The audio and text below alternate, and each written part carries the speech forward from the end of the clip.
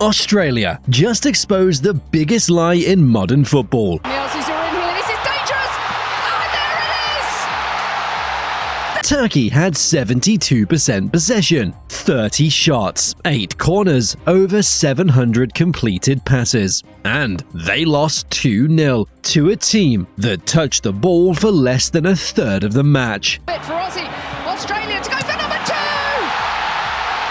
If you only looked at the stats, you'd think Turkey won comfortably. But here's what the numbers don't tell you. Australia didn't just survive that game, they controlled it. Every Turkish pass, every attack, every minute they spent moving the ball around. It happened exactly where Australia wanted it to happen. So how does a team with 28% possession completely dominate a football match? The Australian fans were like, we don't have a bad team here. We can actually do something. And if you underestimate us, you're going to have a problem. And what does it tell us about the stat we've trusted more than almost any other? Coming into this match, the conversation wasn't really about whether Turkey would win. It was about how comfortable the margin would be. I go look at their team. I don't recognize any players in the team. I'm not kidding, though, when I say this. It's like, what are they drinking over there? Because they got no shot of doing anything at the World Cup. Turkey had the players. Arda Güler, generating genuine buzz from his time at Real Madrid. Kenan Yıldız, one of the most exciting young attackers in Serie A at Juventus. Hakan Çalhanoğlu, pulling strings from midfield at Inter Milan. These weren't squad players being overhyped. These were real European-level talent, and everyone could see it. Guys, what Arda Güler said in the tunnel. What did he say? In Turkish, he said, "We are better than them, let's prove it in the first minute." They translated it. I mean, I think players do say things like that, but to say we're better than them when they're standing next to you and then you lose 2-0, you got egg on your face, surely. Before kickoff, Calhanoglu made it clear how Turkey viewed the matchup. I think that we dominate tomorrow the game because we have more qualities and more talented teams, so we will see tomorrow what happens.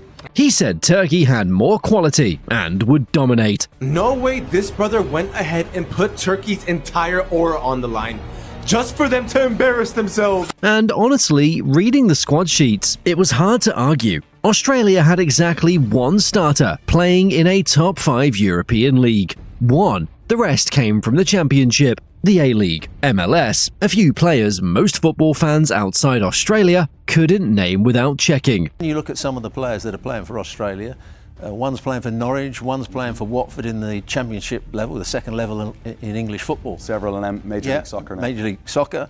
So there's a lot of players that you wouldn't be household names by any means. One broadcaster called it a layup. Layup for the US. So the framing was set. Turkey, the technically gifted group favourites, against Australia, the grinders, the runners, the team that makes it ugly and hopes something goes their way. Even the most optimistic Australia predictions leaned heavily on the words resilient and hard to break down, code for expecting them to lose, just not embarrassingly. Here's what almost nobody understood heading in. Tony Popovic wasn't trying to build a team that could match Turkey. He was building a trap. The squad sheets everyone was reading to predict the result were actually completely irrelevant to how this game was going to be decided. From the opening whistle, Australia did something that looked passive, but was the opposite. They invited Turkey onto them. They played with a back 5, they played with 4 in midfield and just 1 up front, and the left winger made lots of forward runs as well to try and join in with the centre forward. So it was a fairly negative tactic, but it worked for them today. The defensive shape was ultra compact, tiny gaps between the defensive and midfield lines. Passing lanes through the middle of the pitch essentially closed before Turkey could even access them. When Turkey had the ball in their own half or in wide non-threatening areas, Australia let them keep it. No aggressive press, no attempt to win it back early. Just a wall sitting at the edge of their own defensive third, waiting.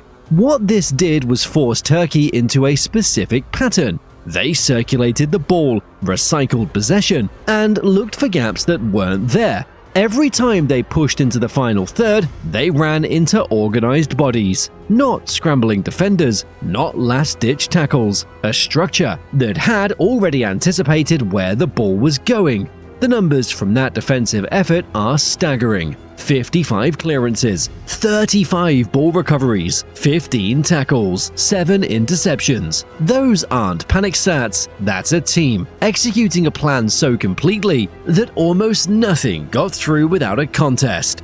Turkey's 30 shots tell the same story from the other direction. 30 shots sounds like total domination, but they generated just 1.36 expected goals from all of it. That's because the low block forced Turkey away from the areas where they were genuinely dangerous. Well, they conceded, I think, 30 shots, so it wasn't great defending higher up the field. They just got everybody back behind the ball. So I never think that's great defending, but what they did do well is when the balls came in the box, which Turkey should have done more. They should have got more crosses into the box. They should have had more players in the box.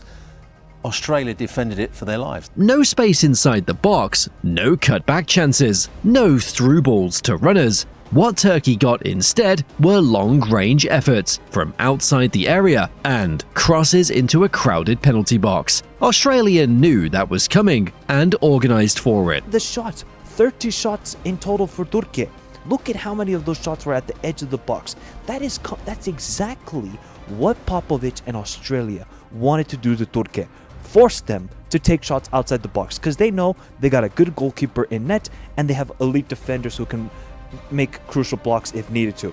Perfectly executed from Australia's perspective. Then there's Patrick Beach, Popovic's biggest gamble before a ball was even kicked. Beach was 22, had 3 caps to his name, and got the nod over Matt Ryan, the captain, the experienced La Liga goalkeeper, the man who had started 10 consecutive World Cup matches for Australia. When the team sheet came out, even people in the press box were surprised. I've got to be honest, I was quite surprised when I saw the team sheet. I didn't see that coming. I've seen a fair bit of Matt Ryan in the Premier League. I didn't know a great deal about Patrick Beach, being brutally honest. So when I saw him starting the game, I thought, oh God, that's a big call.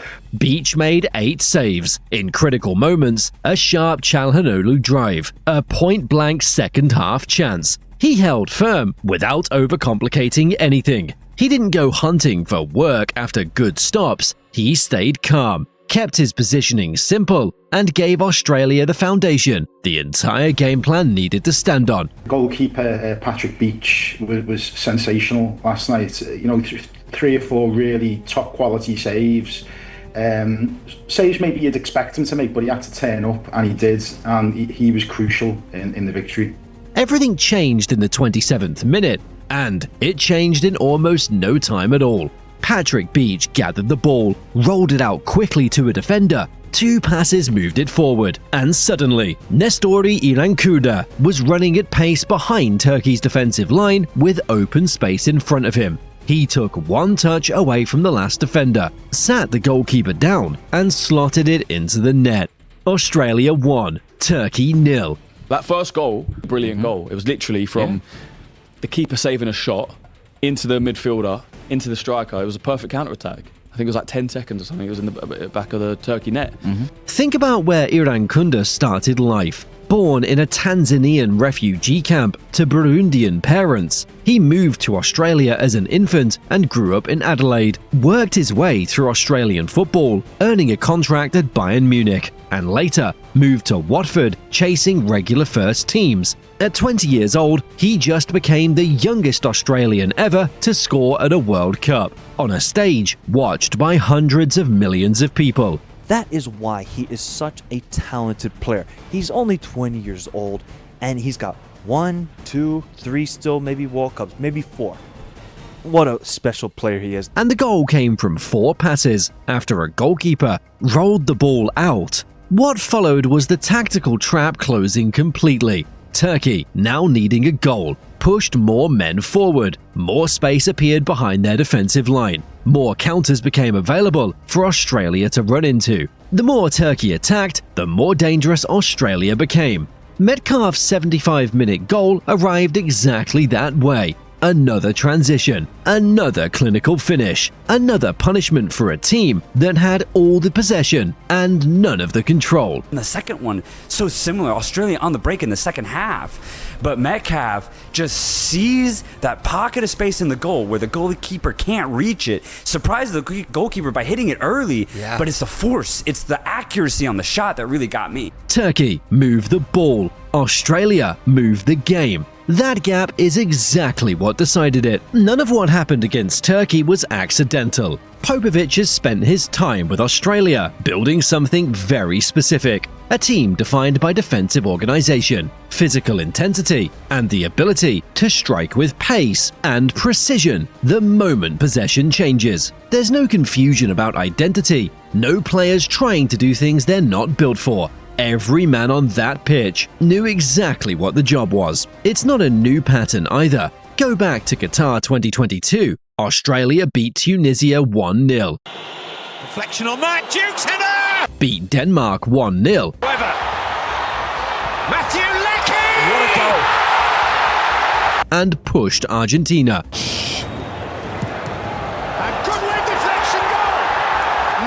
The team that won the whole tournament to the limit before going out in the round of 16.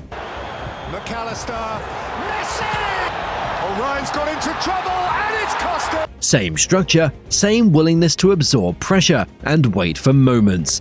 What Popovic has done is take that identity and sharpen it. More clarity in the defensive shape, more clinical finishing on the counter, more belief that the system can hold against anyone. The possession wins games idea has been football's dominant religion for over a decade, and Turkey made a perfect case study for why that idea is broken. While Turkey played some good football, they obviously have so many good technical midfielders, they could not break down the Australian wall. Over 700 completed passes, 1.36 expected goals. That's not possession, that's expensive jogging. Moving the ball between defenders and midfielders in safe areas doesn't create chances. It creates the illusion of control while the opponent sits back and quietly dictates where the threat is allowed to go. What makes Australia dangerous for every team left in this tournament is straightforward. They don't need to be better than you. They don't need to outplay you or outscore you over 90 minutes of open football.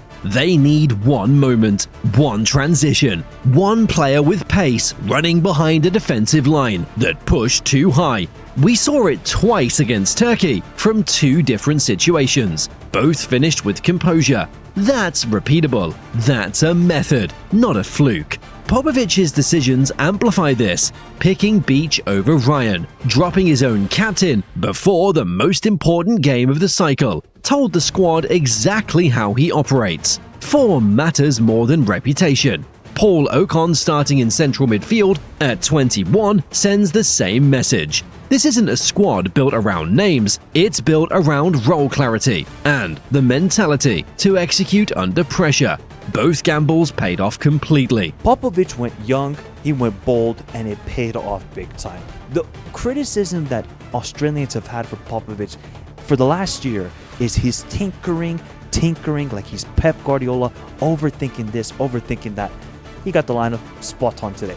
Australia sits level on points with the United States at the top of Group D. The team that multiple broadcasters dismissed before the tournament started is now the team every remaining opponent has to plan around. I think this changes everything. The whole dynamic of Group D has changed based off of most people's predictions, but it also proves that this group is one of the most competitive, and a lot of people didn't agree with that. And if Turkey, with Guler, Yildiz, Calhanoglu, and 72% of the ball couldn't find a way through, the next team coming with a possession-heavy game plan and no specific answer to a compact low block is going to have the exact same problem. Australia didn't just beat Turkey. They proved that control and possession are two completely different things, and only one of them actually wins football matches. The team everyone ignored is now the team everyone has to solve. If you want more tactical breakdowns from this World Cup, subscribe right now and send this to someone who still thinks heavy ball possession wins matches.